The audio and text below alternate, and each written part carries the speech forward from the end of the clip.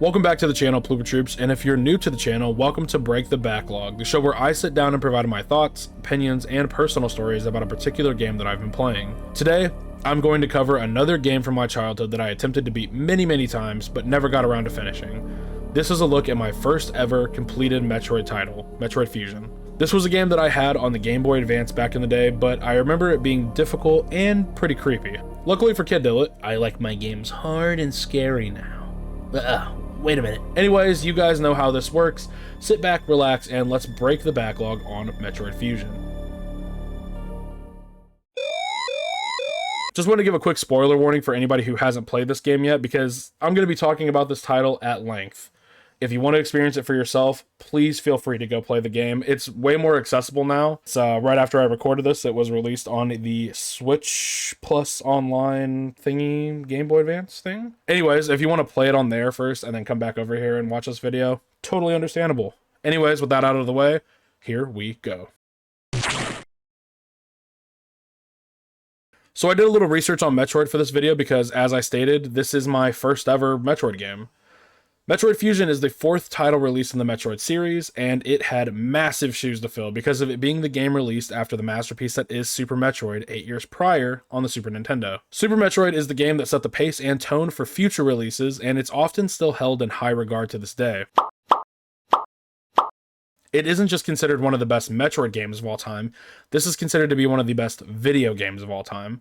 So I honestly can't imagine the pressure that these developers must have been under to continue to innovate a series that appeared to peak, and on a handheld console no less. Metroid Fusion begins with iconic bounty hunter Samus Aran working with a small team of researchers to survey the surface of a planet. While on this mission, Samus is attacked by a parasite known as the X. Upon escaping and losing consciousness while flying, Samus' ship crashes. While in a medical procedure to save her life, it is discovered that the X parasite has infected her.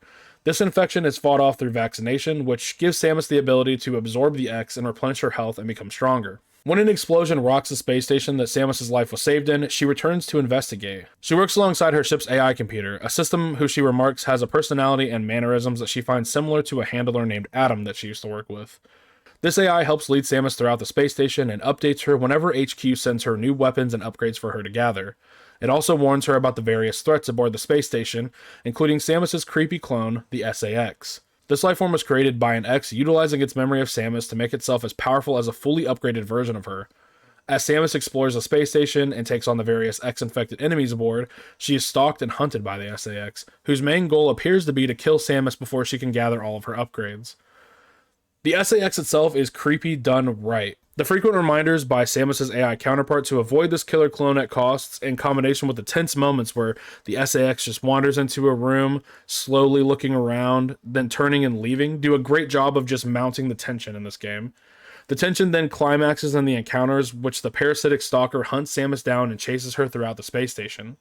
If you don't manage to escape in time from some of these encounters, it will become very apparent why Samus is told to avoid the monster at all costs. Samus ventures into the various sectors of the ship, each with its own environment and enemies, as she regains her weapons and strength. She's able to traverse other areas with these upgrades and further upgrade her suit. This is achieved through utilizing the data stations, which HQ sends upgrades to, or by killing the big boss enemies at the end of each section. Samus' adventure through the station eventually leads her to discovering a lab in which the Federation had been breeding Metroids. Samus witnesses the SAX destroy this lab, and then the Metroid that it frees, devouring it. It is then revealed that the SAX clones itself to reproduce, and as such, there are multiple SAX clones aboard the space station. The AI condemns Samus' refusal to follow orders, and further suggests that she leaves before the Federation arrives. They plan to capture and study the X, but Samus knows that their greed will allow the X to consume them and their spacefaring knowledge, threatening the entire universe.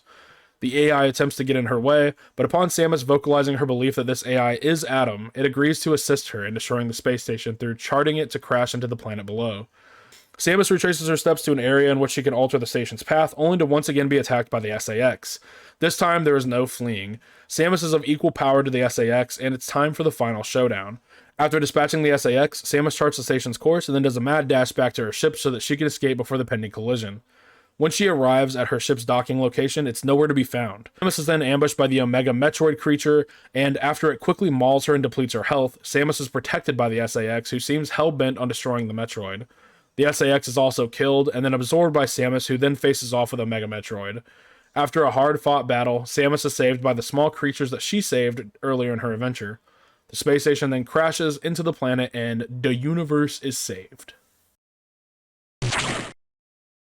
Metroid Fusion is a 2D action platformer that is considered more linear than some of the other entries in the series. I can't really speak much to that because I've never played any of the other Metroid games, but that will probably change in the future. The game consists of Samus running, rolling, jumping, and blasting her way through the aforementioned space station and its various biomes and sectors in the search of both upgrades and answers to the mysterious X-Parasite.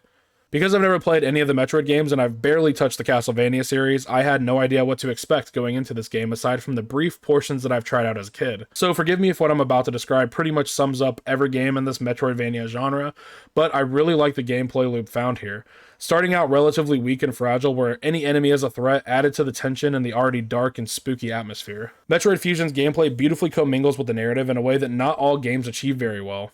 Plenty of games since Metroid have explored the "oh shit, I lost all my powers and now I gotta get them back" angle, but I found that Samus's journey through this space station featured this plot point in a much more interesting way. Due to her nearly dying from being infected by the X-Parasite, Samus has none of her upgrades when she visits the scene of the explosion. It's the gathering of these tools and piecing her full power suit together piece by piece that really felt like the most satisfying part of this adventure. This ascension to full power is also placed in parallel with the extremely powerful SAX, who already represents what we could be at full power. This creates an effective skill ceiling, even to someone like me who's never played a Metroid game. Skill ceiling or power scaling are terms that you usually hear in regards to shonen anime, and the best example of this is Dragon Ball Z. I know, how the hell did we end up here, but just stick with me for a second. This will make a lot of sense, I hope. In Dragon Ball Z, there's a point early on that everything was down to the power level displayed on a scouter. This was quickly made into a far less important plot device during the Frieza saga because the numbers just got obnoxiously high, and then the series had to keep introducing new villains who could challenge the beefed up heroes. And keep on challenging them, and keep on challenging them.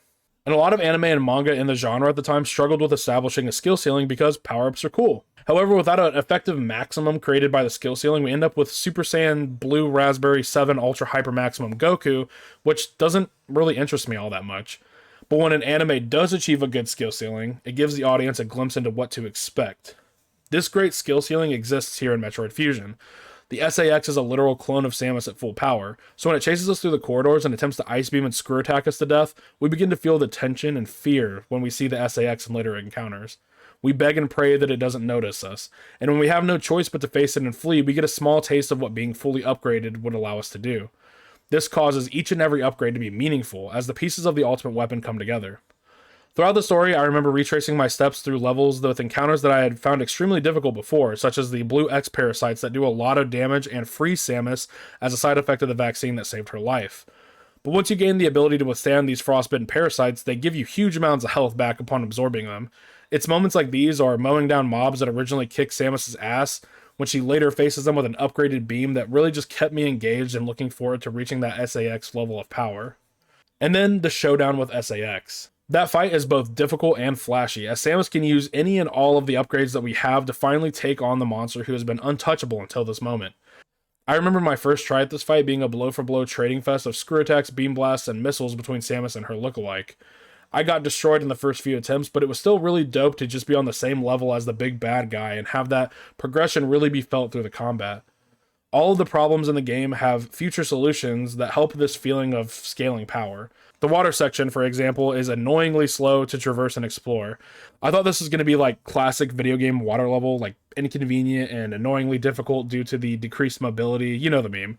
But once Samus gets an upgrade that allows her to travel quickly through water, like a wet, beautiful Sonic the Hedge gerbil. I really enjoy the gameplay here, and while I understand that the game may have been more linear than in previous entries, as a first-time Metroid player, I found the gameplay to be quick, snappy, and slick.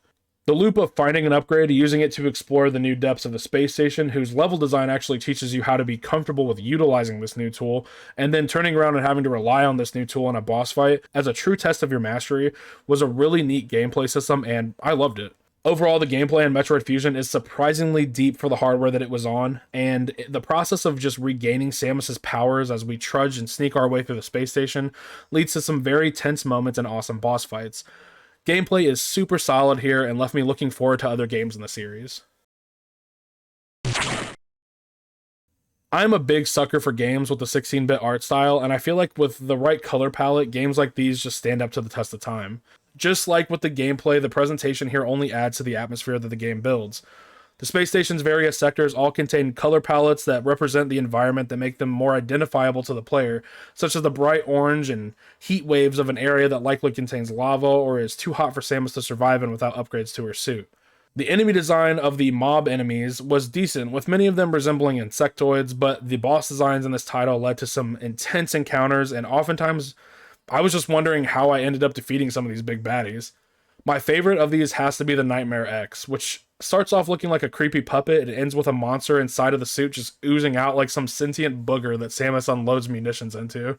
Upgrading Samus's beam cannon sees the weapon fire off brightly colored scythe-like projectiles that not only feel more powerful but look the part as well as they fly across the screen, making quick work of any low-level grunts in their path.